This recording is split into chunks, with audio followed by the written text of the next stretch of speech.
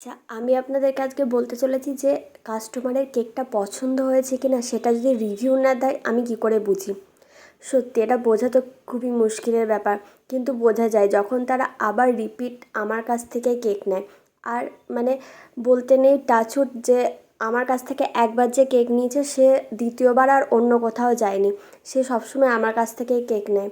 এটাও হয়েছে ঠিক সেই দিদিটা যে সবসময় আমার কাছ থেকেই নেয়, সে মানে রাতে হঠাৎ করে মেসেজ করে বললো যে কালকে কি পেস্ট্রি পাওয়া যাবে, এবার যেহেতু আমি পেস্ট্রি করি না, তো আমি বললাম যে তুমি কাপ কেকটা নিতে পারো, বললো ঠিক আছে আমাকে তাহলে কাপ কেকই করে দিস।